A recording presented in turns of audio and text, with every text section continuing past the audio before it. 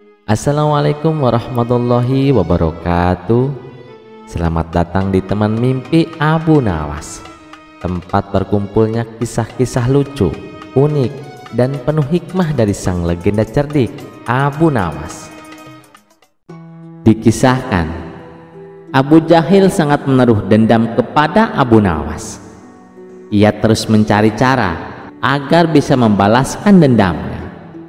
Tapi setiap kali Abu Jahil berusaha menjebak Abu Nawas, justru ia sendiri yang kena getahnya. Kurang ajar Abu Nawas. Ada saja cara dia lolos dari jebakanku, gerutu Abu Jahil. Setelah merenung agak lama, akhirnya Abu Jahil mendapatkan ide, sebuah siasat busuk untuk balas dendam. Esok paginya, Abu Jahil menyusun rencana jahat tersebut. Ia mendatangi warung penjual minuman keras. Kemudian ia membeli satu botol dan memasukkannya ke dalam sebuah karung. Karung tersebut ia ikat dengan seutas tali, lalu disembunyikannya di bawah semak-semak. Setelah itu Abu Jahil pergi menemui Abu Nawas di rumahnya dengan ekspresi pura-pura bersedih. "Wahai Abu Nawas, aku butuh pertolonganmu. Sudilah kiranya engkau membantuku," pinta Abu Jahil. "Apa yang menimpamu Abu Jahil? Kenapa kau terlihat begitu sedih?" tanya Abu Nawas khawatir. Meskipun Abu Jahil sering berbuat jahat kepadanya, tapi Abu Nawas tidak tega bila melihat Abu Jahil menderita begini. "Abu Nawas, sewaktu aku pulang dari pasar, aku membawa barang berharga yang aku simpan dalam karung. Tapi sialnya, di tengah jalan barang tersebut diminta paksa oleh para berandalan. Karena takut dibunuh, terpaksa aku memberikannya," tutur Abu Jahil berbohong. "Kasihan sekali nasibmu," ujar Abu Nawas.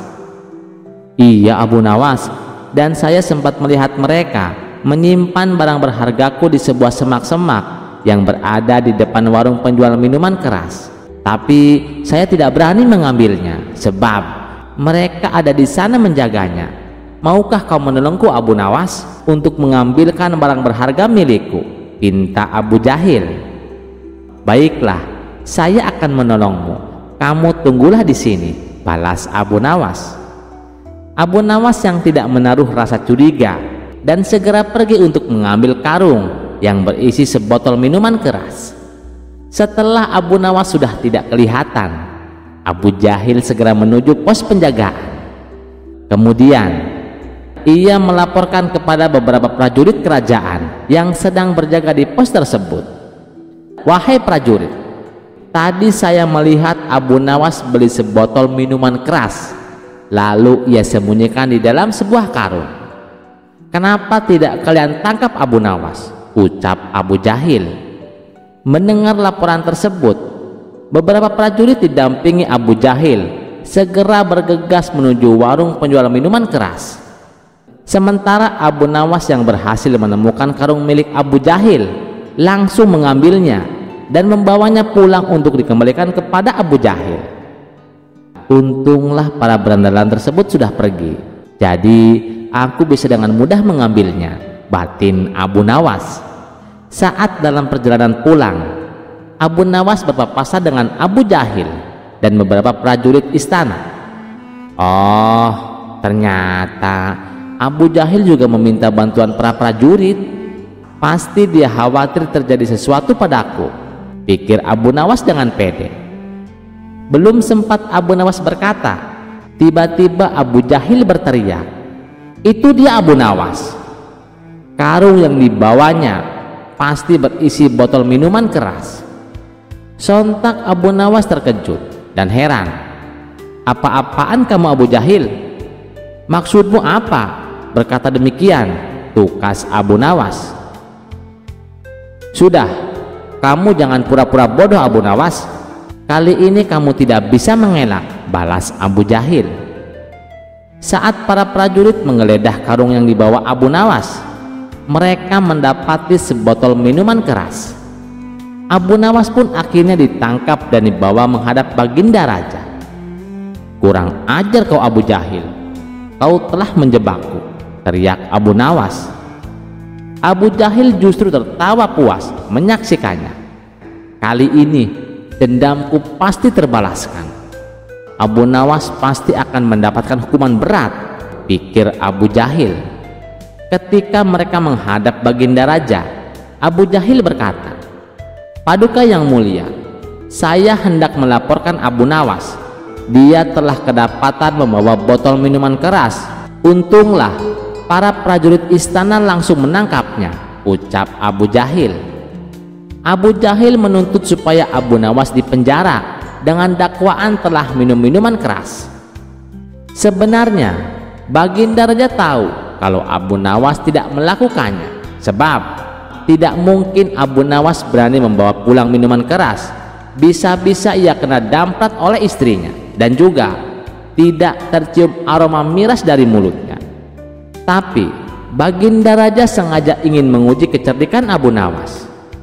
"Benar begitu Abu Nawas?" tanya Baginda Raja. Mendengar pertanyaan Baginda Raja, Abu Nawas hanya terdiam. "Aku harus cari cara supaya bisa lolos dari jebakan Abu Jahil," pikir Abu Nawas dalam hati. "Hai Abu Nawas, kamu ditanya kenapa diam saja?" bentak Baginda Raja. "Ampun Paduka yang mulia, tuduhan Abu Jahil tidak benar Paduka. Tuduhan tersebut hanya dibuat-buat. Apa buktinya kalau saya minum minuman keras?" bantah Abu Nawas. "Itu buktinya. Apa kamu buta?" ucap Abu Jahil sambil menunjuk botol yang ada di dalam karung. "Kamu tidak bisa mengelak lagi Abu Nawas. Buktinya sudah ada. Oleh karena itu kamu harus dihukum," timpal Baginda Raja. "Tunggu dulu Paduka yang mulia. Apakah hanya karena membawa botol minuman keras itu bisa dijadikan bukti? Dan kalau benar saya mabuk-mabukan, mana buktinya?" protes Abu Nawas. "Tentu saja bisa Abu Nawas. Itu bisa dijadikan bukti," tutur Baginda Raja. "Baiklah kalau memang begitu, saya juga akan mengajukan dakwaan kepada Abu Jahil karena Abu Jahil telah berbuat zina," balas Abu Nawas. Mendengar tuduhan Abu Nawas membuat Abu Jahil murka dan tidak terima. "Hai Abu Nawas, kamu jangan suka fitnah. Apa buktinya kalau saya berbuat zina?" teriak Abu Jahil. Dengan entengnya Abu Nawas menjawab, "Buktinya kamu kemana-mana membawa alat zina. Bukankah kemeluanmu adalah alat untuk berbuat zina? Kalau hanya membawa botol minuman dianggap mabuk-mabukan, maka membawa alat zina juga harus dianggap berzina. Jadi kalau saya dihukum karena dituduh mabuk-mabukan, Abu Jahil juga harus dihukum lebih berat karena dia telah berbuat zina," ujar Abu Nawas menjelaskan. Seketika Baginda Raja tertawa terpingkal-pingkal mendengarkan penjelasan Abu Nawas. "Bagaimana Abu Jahil? Apa kamu bersedia kalau saya menghukum Abu Nawas? Kamu juga harus dihukum lebih berat. Kecuali kalau kamu mencabut tuntutan, maka semua akan terbebas dari hukuman. Karena saya sebagai raja harus berbuat adil kepada kalian," ucap Baginda Raja. "Jangan Paduka yang mulia, saya tidak mau dihukum. Lebih baik saya cabut tuntutan saya kepada Abu Nawas," balas Abu Jahil. Karena Abu Jahil sudah mencabut tuntutannya, maka Abu Nawas pun akhirnya terbebas dari hukuman dan lolos dari jebakan Abu Jahil berkat kecerdikannya. Wah, ternyata menarik juga ya ceritanya teman-teman. Nah, ternyata Abu Nawas dengan kecerdikannya selalu lolos dari jebakan Abu Jahil. Cerita yang selanjutnya tidak kalah menariknya. Mari kita simak ceritanya. Di suatu pagi yang hangat di kota Baghdad, matahari belum terlalu terik, tapi pasar sudah ramai. Para pedagang berteriak menawarkan dagangannya. Unta-unta berderap membawa rempah, dan aroma roti pipi segar menguat dari gang-gang kecil. Namun, ada satu kabar yang sedang berhembus kencang seperti angin musim semi. Telah muncul tukang cukur yang bisa membuat orang jelek jadi tampan. Benarkah? Cuma gosip. Temanku mencoba. Katanya memang beda wajahnya. Jangan-jangan ini sihir. Begitulah kira-kira pembicaraan warga Baghdad selama beberapa hari terakhir. Di kedai kopi, di tukang kayu, bahkan di masjid pun orang-orang membicarakan hal yang sama. Tukang cukur ajaib yang terletak di ujung lorong sempit dekat pasar kuda. Dan seperti biasa, kabar itu akhirnya sampai ke telinga Abu Nawas, si penyair sekaligus ahli logika yang terkenal dengan kecerdikannya. Awalnya Abu Nawas tak ingin ambil pusing, tapi semakin banyak orang membicarakannya, semakin gatal telinganya. Maka ia memutuskan pergi ke tempat tukang cukur tersebut. Ia mengenakan jubah lamanya yang warnanya sudah agak pudar dan sandal yang solnya sudah minta diganti, tapi wajahnya seperti biasa tetap menyimpan senyum misterius. Setibanya di sana, pintu kayu terbuka dan suara lonceng kecil berdenting. Seorang lelaki berjenggot rapi dengan pakaian putih menjemputnya. Selamat datang Tuan. Apakah Tuan datang untuk potong rambut atau untuk menjadi tampan? Tanya tukang cukur. Abu Nawas tersenyum, duduk di kursi rotan yang sudah agak tua tapi masih kokoh. Aku ingin tampan lebih muda dan gagah Tuan, jawabnya. Kau datang ke tempat yang tepat Tuan, kata tukang cukur. Begitu banyak orang yang bilang begitu, tapi aku ingin membuktikannya sendiri, ucap Abu Nawas sambil memperhatikan cermin besar di dinding. Tak perlu khawatir Tuan, pisau cukurku diasah dengan doa dan sisirku terbuat dari tanduk rusa yang hanya makan daun zaitun, jawab si tukang cukur dengan penuh percaya diri. Prosesnya dimulai. Si tukang cukur menyisir rambut Abu Nawas dengan pelan, seperti sedang melukis di atas kepala. Lalu ia mengambil minyak dari botol kecil yang berbau harum rempah-rempah. Abu Nawas mulai meremelek karena wanginya yang menenangkan. Ini minyak dari daun cedar, air embun pagi, dan satu tetes air mata unta betina, jelas si tukang cukur dengan serius. Abu Nawas mengangguk-angguk, setengah percaya, setengah bingung. Apakah ini sedang dipijat atau dibohongi? Kemudian rambut dipotong dengan rapi, tidak terlalu pendek, tapi cukup membentuk wajah. Janggut dirapihkan, alis disentuh sedikit dengan benang halus. Akhirnya, setelah hampir 1 jam, sang tukang cukur berkata, Tuan, sekarang lihatlah di cermin. Ini dia, dirimu yang baru. Abu Nawas menatap cermin dengan teliti. Ia memiringkan kepala ke kiri, lalu ke kanan. Ia mencubit pipinya, mengedipkan mata, dan menarik napas dalam-dalam. Lalu ia berkata,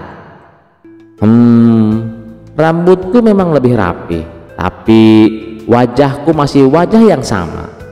Si tukang cukur mengangkat alis. Tuan tidak puas? Tanya tukang cukur. Abu Nawas pun menjawab, bukan tidak puas, tapi katanya setelah potong rambut di sini, wajah jadi tampan. Aku masih seperti kemarin. Kalau ada yang berubah, mungkin hanya karena aku belum cuci muka saja. Tukang cukur itu tertawa ringan. Tuan, saya ini cuma tukang cukur Tuan. Saya bisa memotong rambut, bukan memotong usia. Saya bisa merapikan bentuk, bukan mencetak ulang wajah. Abu Nawas menatapnya, lalu mencekat sambil setengah berbisik. Tapi kau mengatakan bisa membuat orang jelek jadi tampan. Coba Tuan bayangkan, saat usia Tuan masih muda dengan rambut seperti ini, bukankah Tuan akan kelihatan tampan? Ujar si tukang cukur. Mendengar alasan tersebut, Abu Nawas pun hanya tersenyum. Jadi semua ini hanya permainan pikiran, ucap Abu Nawas. Lebih tepatnya, penyadaran bahwa manusia sering lupa. Yang jelek bukan wajahnya, tapi pikirannya yang selalu membandingkan. Timpal tukang cukur. Abu Nawas terdiam sejenak, lalu tersenyum. Baiklah, aku akui, ini salah satu potongan rambut terbaik yang pernah aku alami. Ia berdiri merapihkan jubahnya dan menatap cermin sekali lagi. Dan mungkin tampan itu bukan dari bentuk, tapi dari cara pandang, ucap Abu Nawas. Sambil berjalan keluar, ia melambaikan tangan pada si tukang cukur. Terima kasih, kau tidak hanya mencukur rambutku, tapi juga egoku. Dan begitulah Abu Nawas kembali ke jalanan Baghdad, bukan dengan wajah baru, tetapi dengan pikiran yang lebih jernih dan cerita baru untuk diceritakan kepada dunia. Wah, ini baru cerita pertama. Abu Nawas udah bikin kita bingung dan tertawa ya. Jangan beranjak dulu, karena cerita selanjutnya akan lebih absurd lagi. Abu Nawas mendapat hukuman dari raja untuk meminum minyak panas. Yuk kita simak ceritanya. Sudah menjadi rahasia umum bahwa Abu Nawas sering membuat Baginda Raja pusing 7 keliling, bukan karena kejahatannya, tetapi karena kecerdikannya yang tak ada tandingan. Berkali-kali berbuat salah, berkali-kali pula dia lolos dari hukuman, tapi kali ini tampaknya nasib berkata lain. Suatu malam, para prajurit menangkap Abu Nawas sedang minum arak di belakang taman kerajaan. Tentu saja ia langsung digelandang ke hadapan Baginda Raja. Abu Nawas, seru Baginda Raja, sudah berapa kali kau berjanji tak akan mengulangi, tapi nyatanya kau tetap saja bandel. Selama ini aku sudah berbaik hati sama kamu. Aku sengaja meloloskanmu dari hukuman karena kamu selalu berjanji tidak akan mengulangi. Tapi kali ini sudah tidak bisa ditolerir. Apapun alasanmu, kamu tetap akan saya hukum, ucap Baginda Raja. Sementara Abu Nawas hanya terdiam, kepalanya tertunduk, tak berani menatap. Penasihat istana maju dan berkata, Baginda, bagaimana kalau Abu Nawas dihukum dengan minum minyak panas, biar dia kapok betul? Raja mengangguk. Bagus, hukuman itu pas untuk orang keras kepala seperti dia. Abu Nawas langsung pucat. Ampun Paduka, minyak panas ini bisa membakar perut hamba, hamba bisa mati. Itu memang tujuannya Abu Nawas, biar kau jera, bentak raja. Besok pagi datanglah ke istana, jalani hukumanmu. Abu Nawas pun pasrah, tak bisa berbuat apa-apa. Kalau itu memang sudah keputusan Paduka, saya terima dengan berat hati. Tapi sebelum saya menjalani hukuman, izinkan saya menemui istri dan anak-anak saya untuk berpamitan, ujar Abu Nawas. Sejenak Baginda Raja terdiam. Ia heran dengan kata-kata Abu Nawas berpamitan. Maksudnya bagaimana Abu Nawas? Tanya Baginda Raja heran. Begini Paduka, apabila minyak mendidih masuk ke dalam perut, bukan hanya lidah dan bibir saja yang akan melepuh, tapi semua organ tubuh di dalamnya juga ikut melepuh. Tidak menutup kemungkinan saya akan mati saat itu juga, jelas Abu Nawas. Sontak Baginda Raja terkejut. Ia tak menyadari akan hal itu. Kasihan juga Abu Nawas, tapi masa saya harus menarik kembali ucapan saya itu? Tidak mungkin. Nanti martabat saya sebagai raja akan jatuh, pikir Baginda Raja. Baiklah Abu Nawas, saya penuhi permintaanmu. Sekarang juga kamu pulang, tapi besok kamu harus sudah di sini, titah Baginda Raja. Abu Nawas pun pulang ke rumah dengan wajah murung. Di hadapan istri dan anak-anaknya, ia menceritakan semuanya. Tangisan pecah, istrinya sampai bersimpuh sambil berkata, mengapa Baginda Raja setega itu? Minyak panas itu sama saja hukuman mati. Namun Abu Nawas hanya berkata lirih, sudahlah, jika ini memang sudah takdir, tolong ikhlaskan kepergianku. Tapi siapa sangka malam itu Saat semua tertidur dalam kesedihan, Abu Nawas tidak tidur. Ia menatap langit sambil memikirkan rencana. Tiba-tiba ia berkata, "Wahai istriku, apakah masih ada makanan? Aku lapar sekali." "Iya, ada gorengan tadi, tapi minyaknya sudah aku simpan. Soalnya masih panas.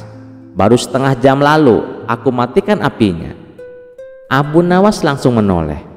"Masih panas, tapi nanti juga dingin." Wah, senyum licik pun muncul di wajahnya. Aku tahu apa yang harus aku lakukan.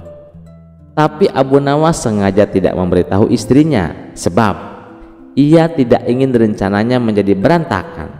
Setelah menjelang pagi hari, Abu Nawas mengumpulkan para tetangganya. Ia memberitahu mereka bahwa dirinya hari itu akan dihukum mati, dan ia meminta agar para tetangganya ini ikut bersamanya ke istana. Berita mengejutkan itu tentu saja membuat mereka kaget. Mereka tak menyangka Baginda Raja setega itu kepada Abu Nawas. "Kamu kan dekat dengan Baginda Raja, kenapa kamu tidak meminta ampun darinya?" tanya mereka. "Biarlah, nasi sudah menjadi bubur. Lagian Baginda Raja juga tidak akan mencabut ucapannya," terang Abu Nawas. Maka berangkatlah Abu Nawas ke istana dengan didampingi keluarga dan para tetangga. Melihat kedatangan Abu Nawas bersama orang banyak, Baginda Raja pun bertanya, "Hai Abu Nawas, kenapa kau membawa orang banyak sekali? Apakah hendak melawanku?" "Maaf Paduka, mereka hanya ingin mengantar kepergianku. Barangkali ini adalah hari terakhirku." Raja hanya mengangguk. "Baiklah, siapkan minyak panasnya." Prajurit pun membawa bejana besar berisi minyak yang baru saja mendidih. Asapnya mengepul, aromanya menusuk hidung. "Minumlah Abu Nawas," perintah raja. Abu Nawas menangkupkan tangan. "Ampun Paduka, sebelum saya menjemput ajal, izinkan saya berpamitan satu persatu pada keluarga dan para tetangga saya." Raja melirik jam pasir. "Ya sudah, cepat." Abu Nawas lalu mulai drama. Ia memeluk istrinya dengan tangisan palsu, mencium anak-anaknya satu persatu, lalu pamit ke tetangga kiri kanan, depan belakang. Bahkan ia sempat memberikan wejangan singkat kepada keponakan tetangganya. Orang-orang yang hadir pun ikut bersedih. Tak terasa air mata Baginda Raja juga ikut menetes. Sebenarnya Baginda Raja tidak tega, tapi ia tak mungkin membatalkan hukuman. Sang istri begitu erat memeluk Abu Nawas, seakan-akan tidak ingin berpisah. Lalu Abu Nawas menghampiri satu persatu tetangganya. Ia menyampaikan permintaan maaf dan berpamitan karena banyak tetangga yang ikut hadir. Tentu saja memakan waktu yang cukup lama, hingga minyak yang tadinya panas mengepul kini sudah tak lagi berasap. Akhirnya Abu Nawas berdiri dan berkata, "Paduka, saya sudah siap." Dengan perlahan ia mengambil bejana dan menenggak minyak itu sampai habis. Semua menahan nafas, tapi anehnya Abu Nawas tidak apa-apa. Raja kaget. "Hei, bukankah itu minyak panas?" Abu Nawas tersenyum. "Benar Paduka, minyak ini tadinya panas, tapi karena saya terlalu sibuk berpamitan, kini sudah dingin. Paduka hanya memerintahkan saya untuk meminum minyak panas.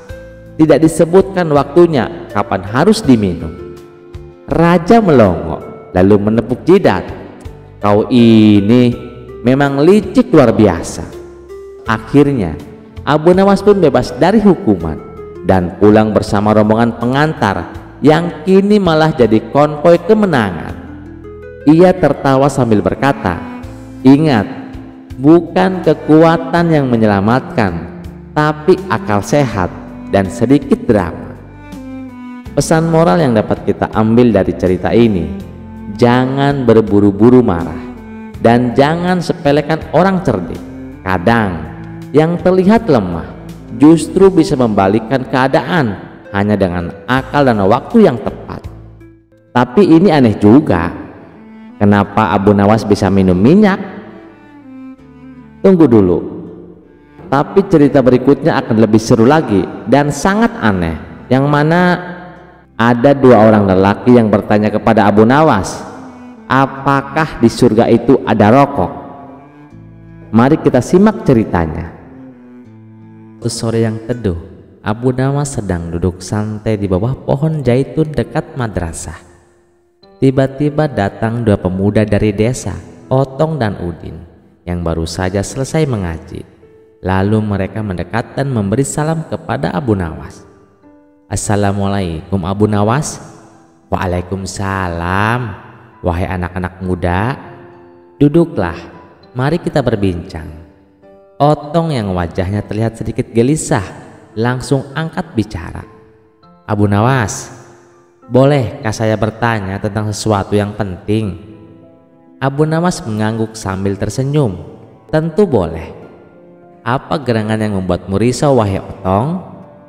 Otong menarik napas dalam-dalam lalu berkata, begini Abu Nawas, saya ini perokok berat. Tiap habis ngaji pasti tangan ini pingin ngebul. Nah, saya penasaran, di surga itu ada rokok enggak sih?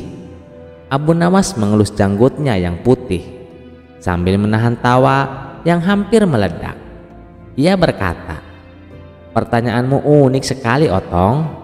Tapi baiklah, mari kita urai pelan-pelan.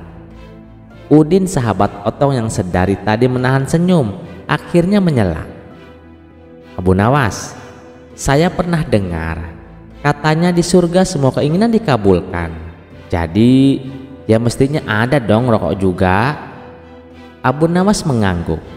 Benar sekali. Surga itu adalah tempat segala kenikmatan. Bahkan yang belum sempat kita bayangkan pun Allah bisa ciptakan di sana. Tapi mari kita pikirkan secara logika saja. Otong dan Udin serempak mengangguk.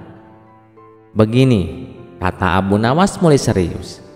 Rokok itu terbuat dari daun tembakau, dibakar, lalu asapnya dihirup, betul? Betul, jawab Otong mantap. Dan untuk membakarnya butuh apa? Api tentu saja, jawab Udin. Nah, kata Abu Nawas sambil menatap mereka dengan mata berbinar. Di surga semua yang buruk tidak ada. Tidak ada sakit, tidak ada panas, tidak ada api, tidak ada juga korek gas. Otong melongo. Loh, kalau begitu gimana cara nyalain rokoknya? Abu Nawas mendekat dan dengan suara pelan namun penuh teka-teki berbisik. Itulah, mungkin kalau ingin menyalakan rokok di surga harus jalan sedikit ke neraka. Otong dan Udin terdiam. Tak ada suara selain suara burung berkicau. Lalu mereka berdua tertawa terbahak-bahak. Begitu juga dengan Abu Nawas. Hahaha, ya Abu Nawas, licik betul cara berpikirmu. Abu Nawas tersenyum lebar. Bukan licik, itu logika. Surga tempat kenikmatan, tapi juga tempat kesucian. Sementara rokok, meskipun nikmat, membawa asap, membawa panas, bahkan bau. Mana cocok dengan aroma kasturi dan keharuman surga. Otong mulai gelisah. Wah, kalau begitu bisa-bisa saya harus berhenti merokok mulai sekarang supaya nggak kangen di surga nanti. Betul, sahut Abu Nawas. Mumpung masih di dunia, biasakan diri meninggalkan yang tidak bermanfaat. Karena nanti kalau sudah di surga, engkau tidak rindu pada apa yang buruk.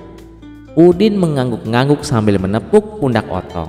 Nah Lotong, ternyata rokok bukan tiket ke surga, malah bisa bikin jalan-jalan nggak sengaja ke tempat lain. Otong tersenyum kecut.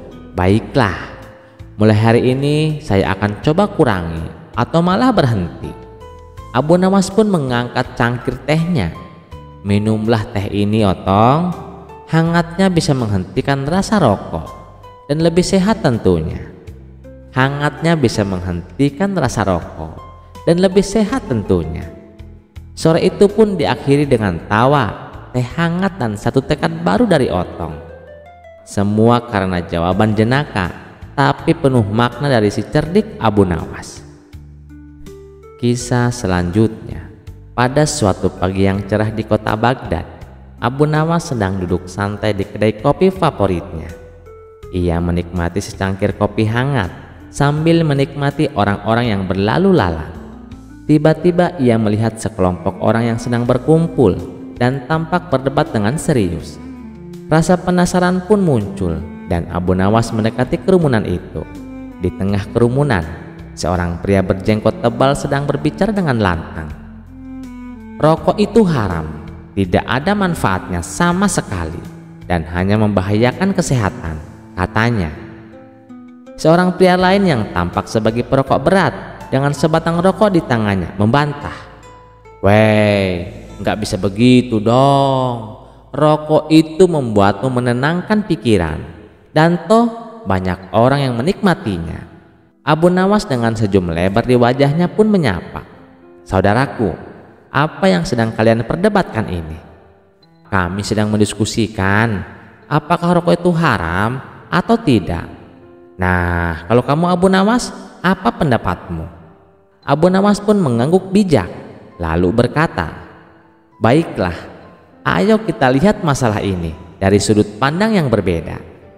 Nah, sekarang apakah ada yang tahu hukum makan roti dengan susu?" Kerumunan pun terdiam. Lalu salah satu dari mereka menjawab, "Tidak ada Abu Nawas, itu sih perkara mubah. Boleh-boleh saja dilakukan." Lalu Abu Nawas pun tersenyum dan melanjutkan, "Lalu bagaimana dengan naik unta di sore hari?" Kembali kerumunan pun terdiam. Pria berjenggot tebal pun menjawab, "Ya tentu saja tidak ada hukum yang melarangnya lah Abu Nawas."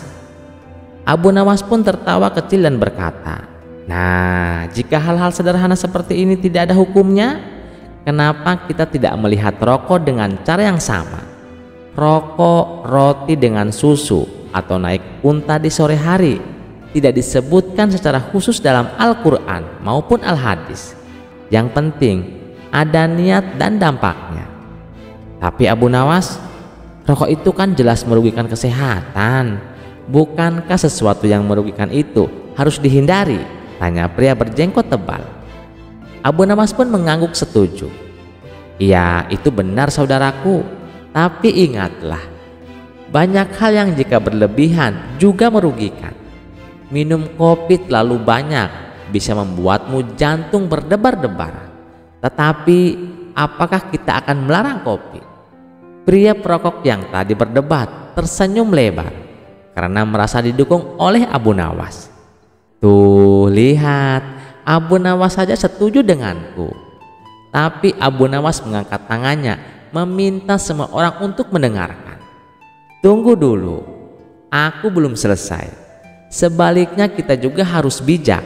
Jika kita tahu sesuatu yang tidak baik untuk kita, maka kita harus menguranginya. Jadi rokok itu tidak haram, tapi juga tidak bijak untuk dikonsumsi secara berlebihan."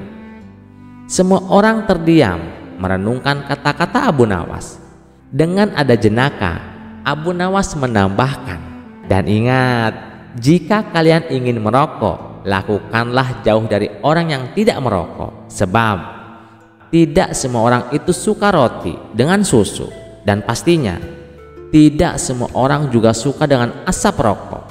Kerumunan itu pun tertawa terbahak-bahak. Pria berjenggot tebal dan perokok berat itu pun saling tersenyum, menyadari bahwa mereka bisa bersepakat untuk sependapat dengan cara yang damai dan penuh dengan humor. Kisah selanjutnya, suatu malam yang mencekam, istana Baginda Raja diliputi ketegangan. Para pengawal berlarian ke sana kemari. Para tabib dan dukun kerajaan berkumpul, tetapi tak satu pun dari mereka mampu menolong. Baginda Raja mengalami sesuatu yang mengerikan. Ia kerasukan. Dalam kegelisahan, seorang penasihat istana mengusulkan nama yang sudah tak asing lagi, Abu Nawas. Ia terkenal bukan hanya karena kecerdasannya, tetapi juga karena kemampuannya yang luar biasa dalam mengatasi masalah-masalah aneh.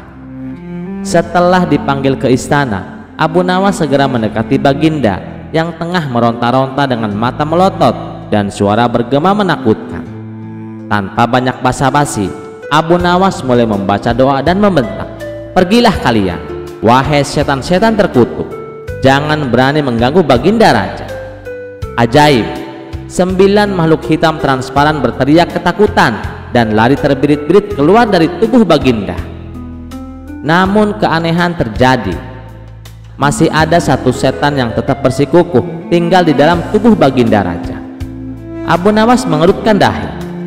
Dengan penuh semangat, ia kembali membaca doa dan membentak lebih keras, tetapi setan itu tetap bergeming. 2 jam berlalu, Abu Nawas mulai kelelahan. Keringat membanjiri tubuhnya, tetapi setan yang satu ini tetap bertahan seolah tak mendengar apapun. Para tabib, dukun, dan pengawal mulai saling berpandangan, khawatir Abu Nawas kali ini tak mampu menyelesaikan masalah. Tiba-tiba suasana makin mencekam. Dari balik kegelapan terdengar suara gaduh. Abu Nawas menoleh dan melihat 9 setan yang tadi kabur kini kembali mendekat. Ia langsung waspada dan bersiap melawan mereka lagi. "Ngapain kalian datang lagi? Masih berani mengganggu?" bentak Abu Nawas dengan suara lantang. Namun tak disangka-sangka, 9 setan itu justru gemeteran dan ketakutan. Salah satu dari mereka menjawab terbata-bata, Enggak Abu Nawas. Kami cuma mau menjemput satu teman kami yang budak. Permisi." Mendengar itu, Abu Nawas dan seisi istana terdiam sejenak, lalu tiba-tiba meledak dalam tawa. Bahkan Baginda Raja yang baru saja sadar pun tertawa terbahak-bahak hingga tubuhnya benar-benar kembali sehat. Sejak saat itu, kisah Abu Nawas dan setan yang budak menjadi legenda yang diceritakan dari generasi ke generasi, mengingatkan bahwa kadang masalah tersulit hanya butuh cara pandang yang berbeda dan sedikit humor. Kisah selanjutnya. Di sebuah desa hiduplah seorang pria buta yang terkenal sangat percaya diri dengan indera penciumannya. Ia seringkali berkata kepada orang-orang bahwa ia tidak membutuhkan bantuan siapapun dalam menemukan jalan, terutama ke tempat-tempat yang memiliki bau khas seperti pasar ikan. Pada suatu pagi, Abu Nawas berjalan-jalan di pinggir desa. Ia sedang menikmati udara segar dan suara burung-burung berkicau. Tiba-tiba ia melihat seorang pria buta yang tengah berjalan tertatih-tatih dengan tongkatnya. Pria itu tampak kesulitan melewati jalan berbatu dan berlubang. Rasa iba muncul di hati Abu Nawas. Ia pun mendekati pria buta itu dan dengan ramah ia menyapa. "Hendak kemana, Tuan?" tanya Abu Nawas dengan ramah. "Saya mau ke pasar ikan," jawab si orang buta tanpa menoleh. "Biar saya antar, Tuan. Nanti saya beritahu kalau kita sudah sampai," kata Abu Nawas menawarkan bantuan. Si orang buta malah mengibaskan tangannya dan berkata ketus, "Tak usah repot-repot. Saya bisa mencium baunya sendiri." Abu Nawas sedikit terkejut dengan tanggapan pria itu. Bukannya bersyukur atas bantuan yang diberikan, ia malah merasa sombong dengan kemampuannya sendiri. Meskipun demikian, Abu Nawas tidak marah. Ia hanya tersenyum kecil dan berkata dalam hati, "Baiklah kalau begitu." Tanpa berkata-kata lagi, Abu Nawas berjalan di samping pria buta itu. Mereka melanjutkan perjalanan. Namun, di tengah perjalanan yang masih jauh dari pasar ikan, tepat di sebuah hutan sunyi, Abu Nawas memutuskan untuk memberinya pelajaran. Ia lalu melakukan sesuatu yang tak terduga. Ia mencolek kelaminnya sendiri dan mengarahkannya ke hidung si orang buta. Seketika si orang buta tersentak, lalu tiba-tiba berteriak dengan panik, Stop, cukup. Sudah sampai pasar ikan. Aku bisa mencium baunya." Abu Nawas tertawa terpingkal-pingkal mendengar ucapan pria buta itu. "Tahu rasa kamu, baru juga di tengah jalan."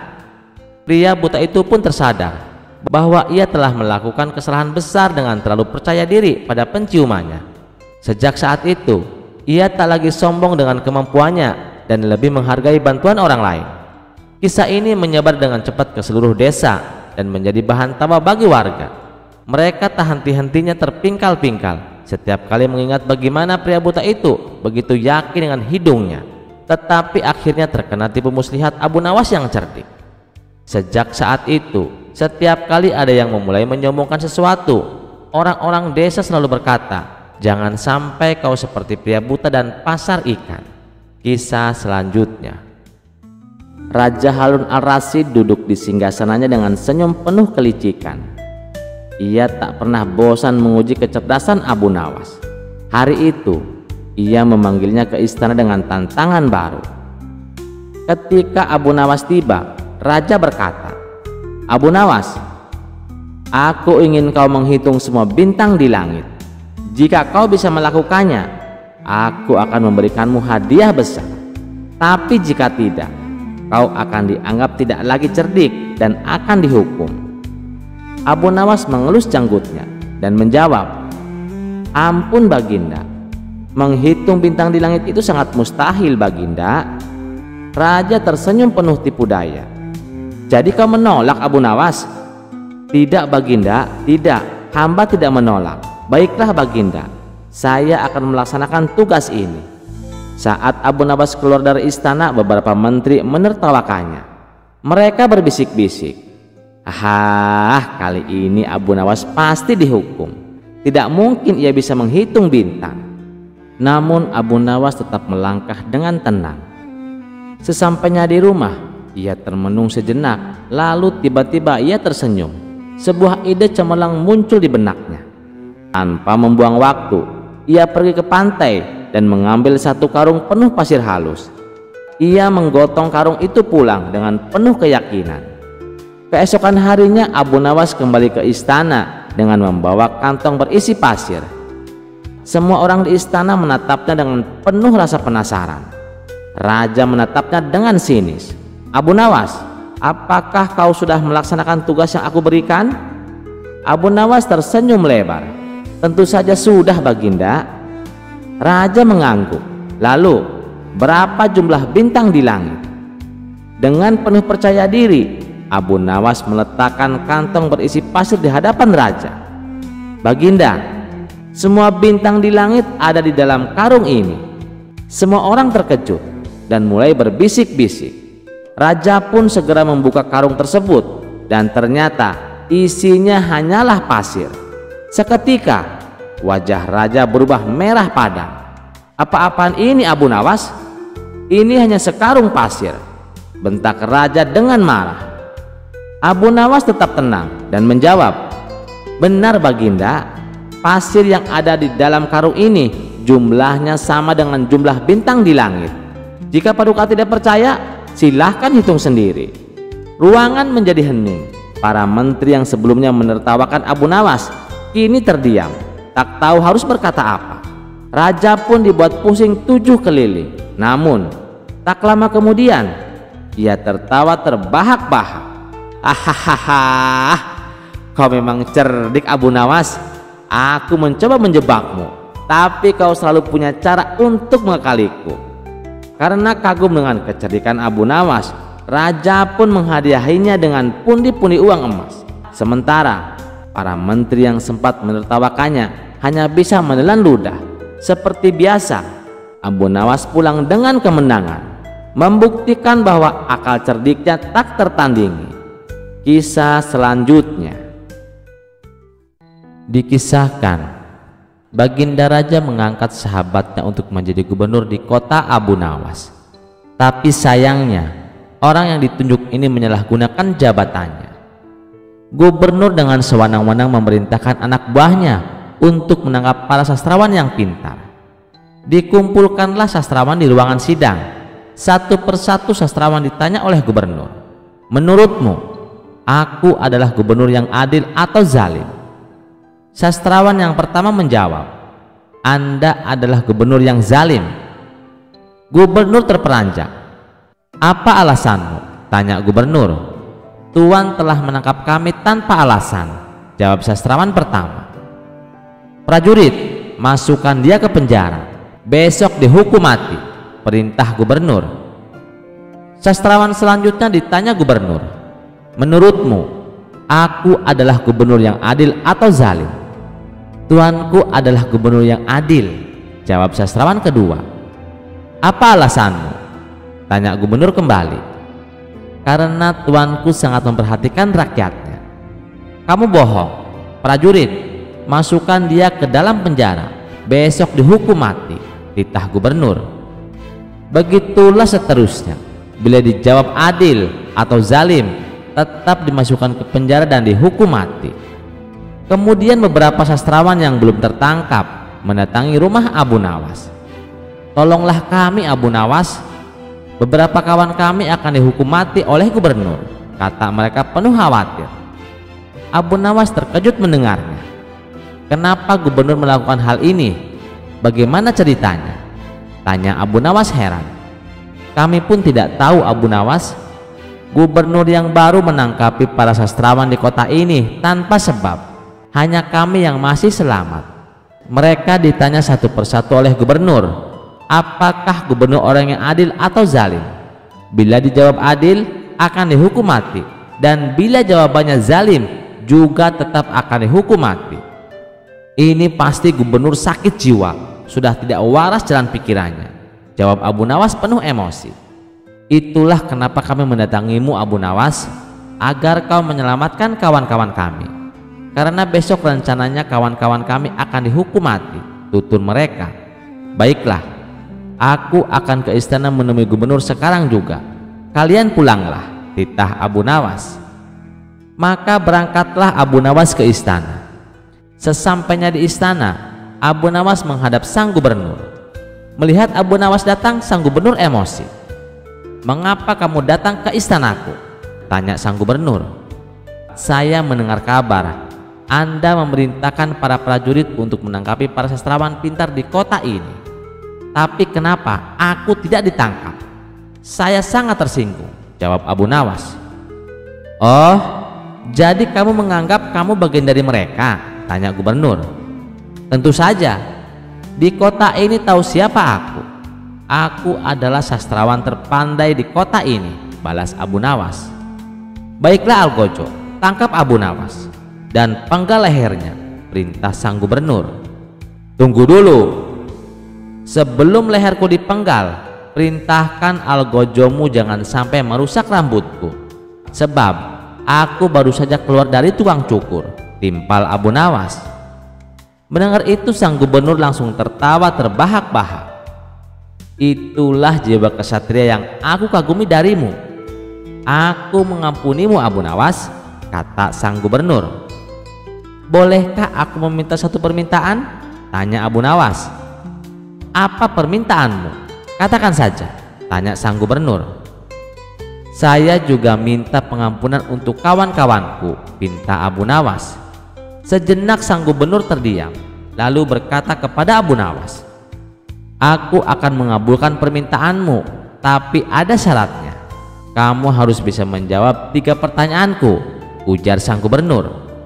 "Baik Tuan, saya siap menjawabnya," sahut Abu Nawas.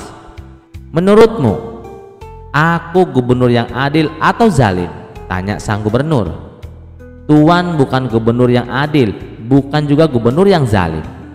Orang-orang yang zalim itu adalah kita, sedangkan Tuan adalah pedang keadilan yang membalas kezaliman," jawab Abu Nawas. "Jawabanmu sungguh menakjubkan Abu Nawas. Sekarang pertanyaan kedua, mana yang bermanfaat, matahari atau bulan?" tanya sang gubernur. "Matahari terbit di siang hari bersamaan dengan terangnya dunia. Maka menurutku matahari kurang bermanfaat. Sementara bulan terbit di waktu malam yang menerangi dunia dan menjadikannya seperti siang. Maka menurutku manfaat bulan lebih besar," jawab Abu Nawas. "Maka menurutku manfaat bulan lebih besar," jawab Abu Nawas. Sang gubernur pun tertawa dengan jawaban Abu Nawas, meskipun nyeleneh tapi masuk akal. "Baiklah Abu Nawas, pertanyaan yang terakhir. Menurutmu apa warna angin dan kentut?" tanya sang gubernur. "Warna angin itu merah Tuan," jawab Abu Nawas enteng. "Apa alasanmu?" Tanya sang gubernur kembali. Kalau kita masuk angin, lalu badan kita dikerok, pasti akan muncul warna merah di tubuh kita. Itu menunjukkan kalau anginnya sedang keluar, berarti warna angin merah, jawab Abu Nawas. Sedangkan warna kentut adalah kuning, Tuan. Kenapa bisa, Abu Nawas? Tanya sang gubernur. Ketika seseorang mengalami sakit perut atau mules karena masuk angin, biasanya tubuh meresponnya dengan gas atau kentut, dan dalam beberapa kasus bisa diikuti dengan buang air besar atau berak, sehingga kentut akan keluar bersama dengan partikel berwarna kuning. Untuk kedua kalinya sang gubernur dibuat tertawa terpingkal-pingkal oleh Abu Nawas. Kamu memang cerdik, Abu Nawas. Kamu mendapatkan apa yang kamu inginkan. Memang benar apa yang dikatakan oleh Baginda Raja tentang kecerdikanmu, memang benar, tutur sang gubernur. Abu Nawas kaget mendengar sang gubernur mengatakan Baginda Raja. Maksud Tuan bagaimana? Tanya Abu Nawas penasaran. Sebelum aku ditugaskan kemari, Baginda Raja memberitahu saya kalau di kota ini banyak sastrawan pintar, tapi di antara sastrawan yang paling cerdik adalah kamu. Saya memanggil mereka untuk saya kasih hadiah, tapi sebelumnya saya ingin mengerjain mereka dahulu. Ternyata malah kamu datang untuk membantu mereka, dan ini adalah kesempatan bagi saya untuk menguji kecerdasanmu, kata sang gubernur menjelaskan. Jadi hukuman mati yang Tuan berikan hanya pura-pura? Tanya Abu Nawas kaget. Benar, Abu Nawas, saya hanya ingin mengerjain mereka sebelum memberikan hadiah buat mereka, jawab sang gubernur. Abu Nawas pun terdiam sejenak. Kurang ajar, ternyata aku masuk ke dalam perangkapnya. Tunggu saja nanti, jawab Abu Nawas dalam hati. Kisah selanjutnya. Pada suatu pagi raja mengajak Abu Nawas berjalan-jalan di padang pasir. Para pengawal dengan sigap telah menyiapkan 2 ekor unta yang gagah untuk mereka tunggangi. Sang raja melirik Abu Nawas dan berkata, "Naiklah Abu Nawas." Tanpa ragu, Abu Nawas menaiki untanya dengan hati-hati. Ia berusaha menjaga keseimbangan agar tidak mendahului Baginda Raja. Baginya, etika di hadapan penguasa adalah hal yang paling penting. Di tengah perjalanan, sang raja memecah keheningan dengan sebuah pertanyaan. "Abu Nawas, apakah kau sudah menikah?" "Iya, Baginda," jawab Abu Nawas dengan sopan. Sang raja mengangguk lalu bertanya lagi, "Dengan perawan atau janda?" "Dengan janda, Baginda," jawab Abu Nawas tanpa ragu. Raja mengerutkan kening, merasa heran dengan pilihan sahabat cerdiknya itu. "Mengapa tidak menikahi seorang perawan saja? Engkau bisa bermain dengannya dan ia bisa bermain denganmu." Abu Nawas tersenyum tipis, lalu dengan nada tenang ia menjawab, "Baginda, aku ini memiliki banyak saudari perempuan.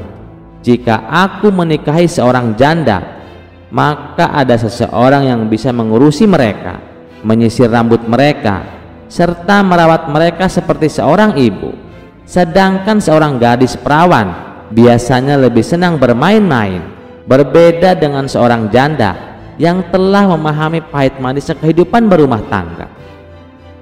Mendengar jawaban itu, raja terdiam sejenak. Ia kemudian tertawa kecil dan mengangguk penuh kagum. "Abu Nawas, engkau memang selalu punya alasan yang bijak di balik setiap keputusanmu. Pesan yang dapat kita petik dari kisah ini adalah bijaklah dalam mengambil keputusan, karena pilihan yang didasarkan pada pertimbangan matang akan membawa manfaat tidak hanya bagi diri sendiri, tetapi juga bagi orang-orang yang di sekitar kita. Kisah selanjutnya. Pada suatu hari Abu Nawas datang menghadap raja yang sedang berada di baleriung istana bersama para menteri dan para pejabatnya. Dengan penuh percaya diri, Abu Nawas berkata, "Baginda, hamba bisa membuatkan baju terindah di dunia. Baju itu akan dipenuhi permata dan perhiasan, dan belum pernah ada yang menandingi keindahannya." Sang raja pun tertarik. apalagi 2 minggu lagi akan diadakan karnaval besar di seluruh negeri. Ia membayangkan dirinya tampil memukau di hadapan rakyatnya. Namun Abu Nawas memberi satu syarat yang membuat semua orang terdiam. Ada satu hal Baginda, baju ini sangat istimewa karena hanya bisa dilihat oleh orang-orang yang berhati baik dan tulus. Sebaliknya, orang jahat tidak akan bisa melihat baju ini. Seolah-olah baju ini tidak ada, ujar Abu Nawas tenang. Raja sedikit terkejut, namun akhirnya menyanggupi. Ia pun menyerahkan uang muka berupa permata dan perhiasan mahal kepada Abu Nawas sebagai bahan pembuatan baju tersebut. Di sebuah ruangan khusus di istana, Abu Nawas mulai bekerja. Setiap hari ia tampak sibuk, seolah-olah sedang menyulam dan menjahit kain yang tak kasat mata.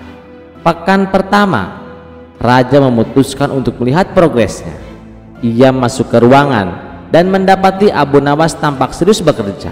Namun, ia tak melihat sehelai kain pun di sana. Dalam hati, raja mulai gelisah. Apakah aku bukan orang baik? Mengapa aku tidak bisa melihat bajunya? Melihat raut kebingungan raja, Abu Nawas segera berkata, "Baginda, lihatlah hasil awal dari baju ini, bukankah indah?" Raja yang tidak ingin dianggap jahat pun menjawab, walau dalam hati ragu, "Wah, ini sungguh luar biasa, baju yang sangat indah." Hari demi hari berlalu dan berita tentang baju ajaib ini menyebar ke seluruh istana. Semua penasaran dan ingin melihatnya, tapi seperti raja, tak satu pun dari para menteri dan pejabat yang bisa melihatnya. Namun mereka semua berpura-pura bisa melihat karena takut dianggap jahat dan kehilangan jabatan. "Indah sekali Baginda," seru salah satu menteri. "Baju ini benar-benar menakjubkan," sambung pejabat lain. Ruangan itu pun penuh dengan pujian palsu dan kekaguman yang dibuat-buat. Akhirnya tibalah hari karnaval. Abu Nawas dengan membawa nampang kosong dan menghadap raja. "Baginda," katanya dengan bangga, "inilah mahakarya yang akan membuat Baginda tampak luar biasa di hadapan rakyat." Raja melihat ke nampan itu dan lagi-lagi tidak ada apa-apa. Tapi karena takut dianggap tidak baik, ia pun berpura-pura takjub. "Luar biasa, saya sangat menyukainya." Raja pun masuk ke ruangan khusus untuk mengenakan baju ajaib itu. Ia melepaskan bajunya, hanya memisahkan celana pendek, dan Abu Nawas berpura-pura memakaikan sesuatu kepadanya. Pelayan dan pengawal yang melihat hanya bisa berpura-pura takjub agar tak dicurigai sebagai orang jahat. Raja pun keluar mengikuti karnaval, berkeliling kota diiringi iring-iringan meriah. Namun rakyat yang melihatnya hanya bisa melongo karena sang raja berjalan tanpa baju. Tak seorang pun berani mengatakan yang sebenarnya. Sampai seorang anak kecil tiba-tiba berteriak polos, "Hai, lihatlah, raja tidak pakai baju." Suara tawa pun meledak dari kerumunan. Rakyat akhirnya menyadari dan membenarkan teriakan anak itu. Suasana karnaval berubah menjadi kekacauan tawa dan bisik-bisik malu. Sadar dirinya ditipu, raja pun murka. Ia segera memerintahkan pengawal untuk menangkap Abu Nawas.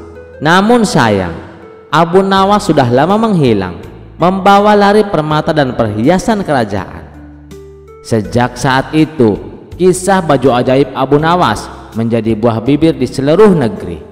Meskipun pihak istana terus membantahnya, rakyat tetap menyiapkan kisah ini sebagai legenda tentang kelicikan Abu Nawas yang tak tertandingi. Terima kasih sudah mendengarkan cerita ini. Sampai jumpa di cerita selanjutnya. Jangan lupa like, share, dan subscribe channel Teman Mimpi. Wassalamualaikum warahmatullahi wabarakatuh.